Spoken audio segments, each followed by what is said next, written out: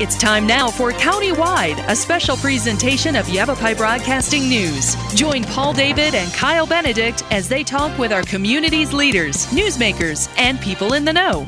You'll hear about the hot topics that affect all our lives in Yavapai County. And now here's today's Countywide.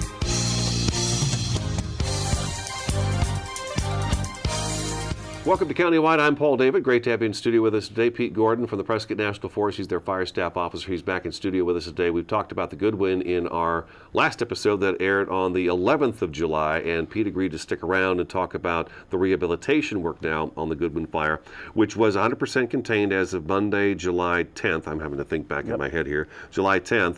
And then the fire started back on June 24th. We know it was human caused. Exactly how it was human caused is not known yet. It did burn some homes. We don't know how many homes it burned, and it burned 28,516 acres. That's a big chunk of land. It sure is. And then Debbie Benneely was telling me, your spokesperson for the Prescott National Forest, that the boundary around the Goodwin fire is 62 miles. 62 miles of dozer lines and boundary and containment lines. That's an amazing amount of line to have to try to follow along and take care of. Anyways, over the last week and a half or so, I've noticed that, and I love talking about the bear team because I think it's really interesting that, you know, we've got this fire going on and it's burning, and sometimes it burns so hot it turns the ground into almost like glass. But here comes this bear team in, the Burned Area Emergency Response. They show up and they're like, okay, these are the troubled spots. So let's talk about the Goodwin fire. Just how badly did it burn within that area that it burned? So as with most fires, there's a mosaic for the most part. It's not that all 28,000 acres is denuded or moonscaped. But there is a significant portion, especially those areas where the slopes were steep, as we talked about in the last show, the steep slopes that were vegetated with chaparral. The chaparral, 100% consumed over a fairly significant portion of the fire.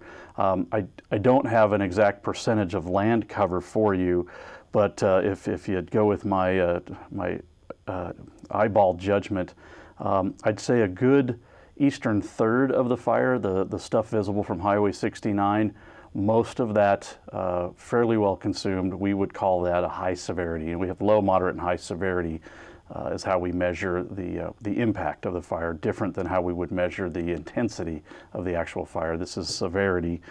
It's really the assessment of the impact. So absent of a good figure for you, I'd say at least that third of the fire, the eastern third, fairly significant high severity impact. So that means no vegetation left on the ground. It's bare soil. It's charred soil. That's pretty significant. Just yesterday got some really good news even from some of our foresters, some folks that are on forest. This is their job to understand the health of the forest. Just yesterday they reported that the work done up on Big Bug, as we talked about on the last episode, the firefighters were doing a controlled burn, for lack of a better word. They're doing what we call a burnout, but they did it in a very deliberate, slow manner, using late afternoons, early mornings, using moderate fire behavior to control the fire edge up on top of Big Bug. And right now the reports are it's pretty good.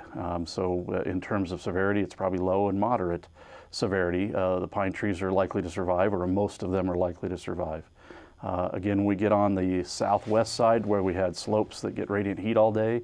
They burn very hot too, and look much like this eastern third I'm talking about. So I don't have an exact number for you, but a significant portion of the fire scar was high severity. I suppose that makes sense. Once you got the sun beating down on the hillside, the fire goes through that area, and it's already intensely hot, and then you add that extra heat to it. Do you know, is chaparral something that comes back fast? Relatively speaking, yes, it does. It's good to burn. I believe we've talked about this before, chaparral. It's something that, because the Bradshaw Ranger District has been kind of an area that you guys have been working on. Am I right in saying that over the last few years? It's been kind of kind of that spot of the forest where some work needed to be done? Yeah, absolutely. Not to discredit the amount of work done on the Verde Ranger District too. All the Black Hills, the backside of Mingus. Oh, sure. We've done a lot of work there too. Community around Cherry. And the top. You know, be honest. Over the last few years, I've noticed it on just about every forest I deal with. Between you and the Kaibab and the Coconino, and even a little bit with the Tonto, you can see there is a lot of this work being done. Yep. And as you drive down different Forest Service roads, or even down I-17, you look back at the forest, and you can see much further back in the forest in many areas. So absolutely. You can see this work is being done. Absolutely. Yeah. So, and chaparral does. It's most of those species are resprouters, and they need a disturbance to propagate. So, and that historically, that disturbance long before humans were here was fire. So this is part of the natural cycle. Even having high severity burns is part of this natural cycle. However, as we all have known for years, over 100 and 130 years worth of fire suppression to protect communities, protect timber, protect cattle grazing lands, we've eliminated fire from the ground, and so we have a unhealthy buildup, and that's true whether it's ponderosa pine or chaparral. So we're seeing hotter, bigger, more destructive fires until some days we can get ahead of that treatment power curve. It's more destructive, unfortunately. So, but it will resprout. I would say within the next couple of years, we'll start to see the chaparral species start to resprout across the Goodwin fire scar with some grasses. 50 years from now, you probably wouldn't be able to tell that there was a fire. Unlike ponderosa pine forest, where we lose the trees and ponderosa doesn't grow back very well. Right, and then you just got a hill. Yeah, I guess the one area I always look at is the Eldon Mountain. Eldon, Flagstaff, yeah. Yeah, that hill, that mountain is just a big rocky hill right now, and will be for a very long time. 1977 radio fire. Yeah, it'll be. We'll be dead and gone, long gone before those big pine trees are ever back there again. So that's not going to happen. So this bear team came in. How many members make up the bear team? Do you have that number? It varies. And how do they go about? Going over the landscape and looking for these areas of devastation from the fire? Yeah. So the team can have anywhere from, I'd say, a half a dozen to a dozen specialists, and they are specialists. These are scientists, ecologists, foresters, soil scientists, recreation specialists. They make up these teams, and the way they do their assessment is both on the ground, sometimes by air, and then they also use satellite imagery and other tools, other data mapping tools to do their assessment. So it's a combination of using modern technology and on-the-ground assessments, literally laying eyes on the surface of what's going on. Is this a specific Prescott National Forest team put together for the Prescott National Forest, or is this team, we were hearing reports that Sunday there were 61 fires burning around the state. So I imagine the bear team doesn't respond to every single burn that takes place, but when you get one like a Goodwin fire, they're called in. Yeah. So answering that second question first, I would say it's fairly common. Almost all fires with a high impact or high severity are going to see a bear team of some sort, come in and do that assessment. For the Prescott, it is made up of, I'd say 2/3 of the members of the team are Prescott National Forest employees. There are specialists that are also trained and experienced in doing emergency restoration or emergency rehab on large fires. We do have a couple of folks, I believe came from Idaho, that are specialists. I think a soil scientist, I don't remember the other specialty, but there are a couple of folks supplementing our team from somewhere else in the country. But it's fairly common that there's going to be a local component, folks that have the local knowledge, the background. That inside look at it, know the terrain and know how it works and know how the plant life is. Okay, we've got to take our first break already. Sure. It's unbelievable. Prescott National Forest Fire Staff Officer Pete Gordon in studio today. We're talking about the rehabilitation of the Goodwin fire. Stick around, Countywide back in just a couple minutes.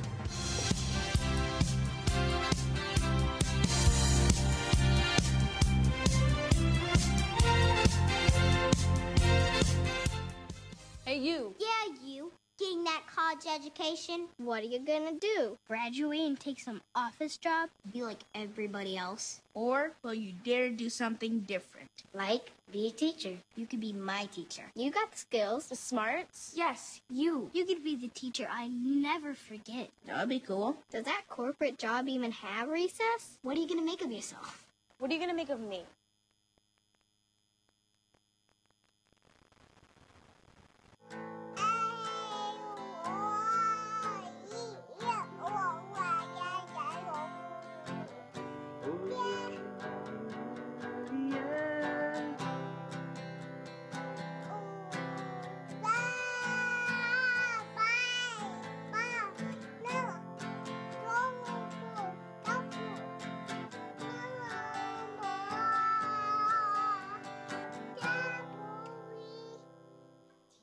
The Q102.9 plays all the hits. Yo, what's going on? This is Drizzy Drake. Ariana Grande. Maroon 5. This is Rihanna.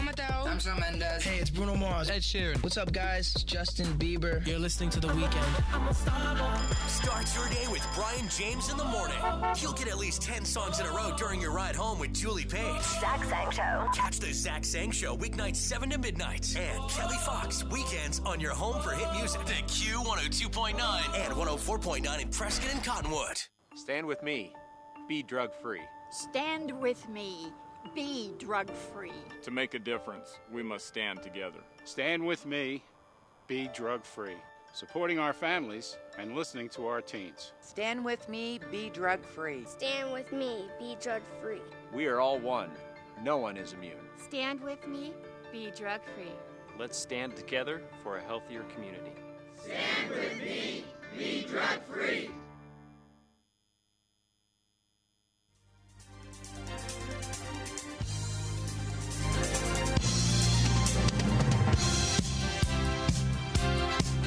Welcome back to Countywide. We're talking about the rehabilitation effort now for the Goodwin fire, which burned 28,516 acres. It started on June 24th. It was declared 100% contained on July 10th. Pete Gordon from the Prescott National Forest is in studio with us today. Again, he's doing a two-part show with us, which is fantastic. We were talking about the rehabilitation efforts, and you talked about the 1/3 that's really burned, and we've got that. But you wanted to talk about, too, that there's 2 rehab efforts that go on. And I noticed that, too, in these reports that I get off the INSA website, that there have been. We've got the Bear team out there, but then we've got another group that's out there doing some different kind of rehabilitation. I always forget about that this is happening. Sure. A lot of things happen out there. Yeah. It really isn't a second team. It's really the firefighters. As containment starts to occur and portions of the fire are no longer at risk of escaping the perimeter, we'll do what we call suppression rehabilitation. And that is where the firefighters, the fire crews, the engine crews, they'll start stabilizing the immediate potential on hand lines, dozer lines, anywhere where we cut trees. They'll take the stumps down for aesthetic purposes, et cetera. So it's that immediate suppression-related activities that need rehabilitation.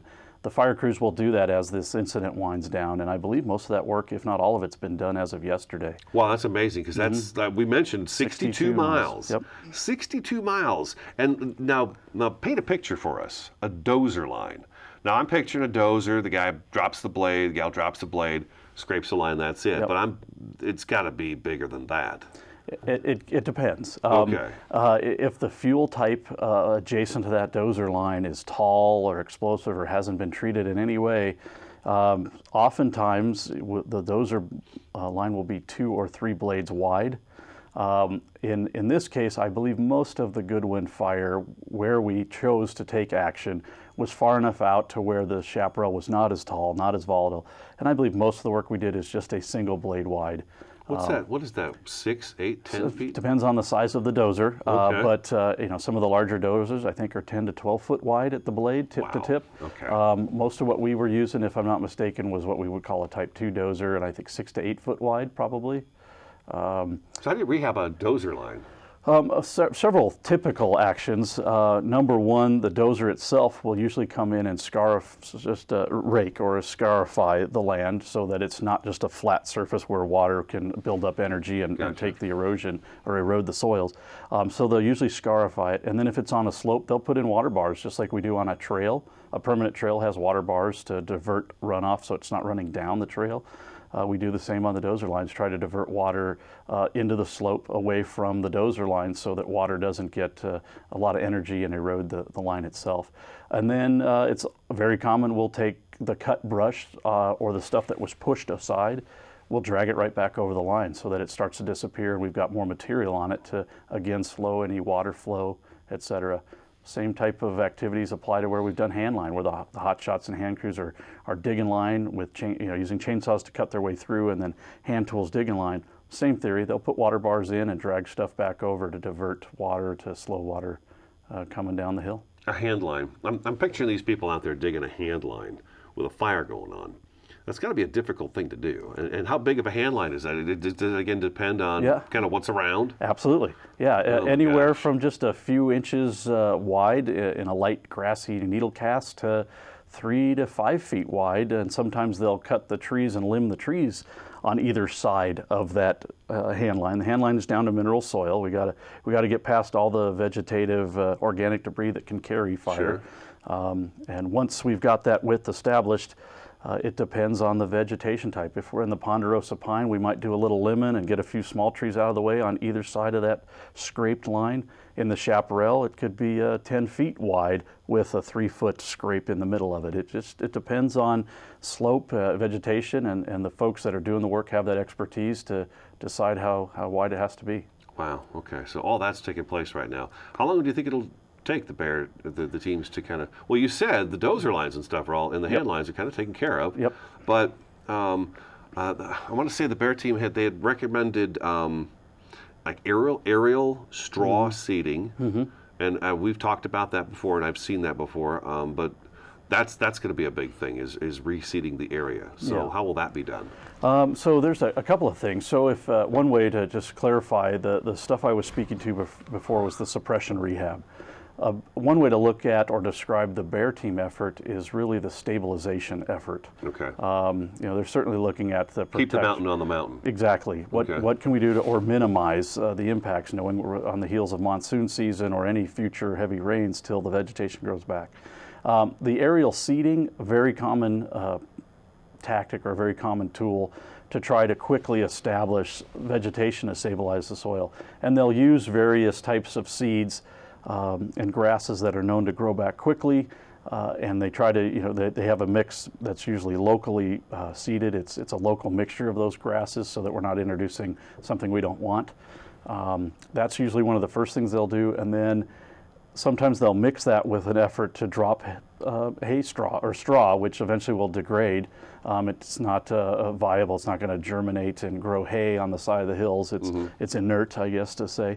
They'll combine the seeding with the hay, excuse me, the straw, again to provide a material to cover that soil and to start decomposing into the soil to help stabilize it until the grass can grow up underneath it. So that's typically done. Sometimes they'll seed by hand. They'll bring in crews like fire crews. And they'll seed by hand where it's not too steep or dangerous. How big a crew are we talking about? I mean, that's a lot of seeds. Yeah, I don't know the plan for the Goodwin fire, but typically, in my experience, years on the Coronado, in areas we would bring in a 20-person crew, sometimes the Type 2 crews. We'd bring them in for a few weeks at a time, several crews, and they would pick certain areas that the Bear team decided was priority, and they'd be out there with hand seeders, spreading the stuff out. Most of the time what we do, because it's such a large area and they're steep, it's inaccessible, we'll do it but with helicopters. They'll contract an aircraft separate from our fire aircraft. This will be a separate contract. They'll bring these helicopters in and they spend all day slinging, dropping from a belly hook. They'll drop the material, whether it's the hay or the seed or both. Yeah, it's got to be a huge job. I mean, sure. 28,516 acres. Yep. Granted, you said it's not all moonscape, but still, it's a huge chunk of land to have to do that too.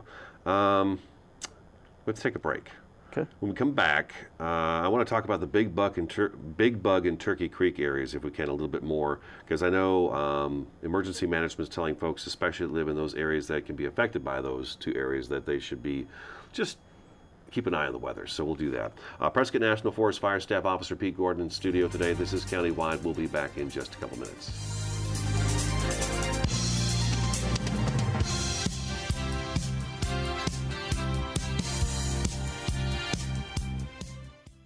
Hey, you. Yeah, you. Getting that college education, what are you gonna do? Graduate and take some office job? Be like everybody else? Or will you dare do something different? Like, be a teacher. You could be my teacher. You got the skills. The smarts? Yes, you. You could be the teacher I never forget. That'd be cool. Does that corporate job even have recess? What are you gonna make of yourself?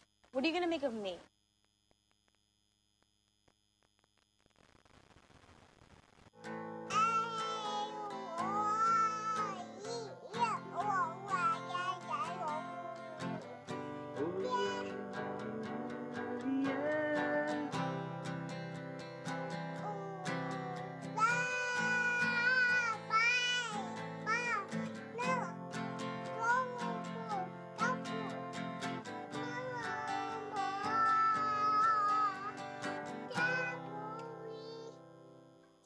The Q102.9 plays all the hits. Yo, what's going on? This is Drizzy Drake. Ariana Grande. Maroon 5. This is Rihanna. I'm Shawn Mendes. Hey, it's Bruno Mars. Ed Sheeran. What's up, guys? It's Justin Bieber. You're listening to The Weeknd. Start your day with Brian James in the morning. You'll get at least 10 songs in a row during your ride home with Julie Page. Zach Sang Show. Catch the Zach Sang Show weeknights 7 to midnight. And Kelly Fox weekends on your home for hit music. The Q102.9 and 104.9 in Prescott and Cottonwood. Stand with me. Be drug-free. Stand with me. Be drug-free. To make a difference, we must stand together. Stand with me, be drug-free. Supporting our families and listening to our teens. Stand with me, be drug-free. Stand with me, be drug-free. We are all one. No one is immune. Stand with me. Be drug-free. Let's stand together for a healthier community. Stand with me, be drug-free.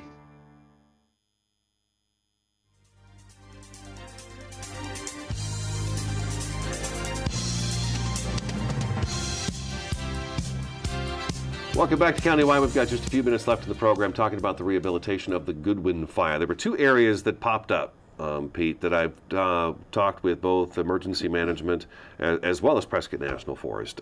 Big Bug and Turkey Creek areas.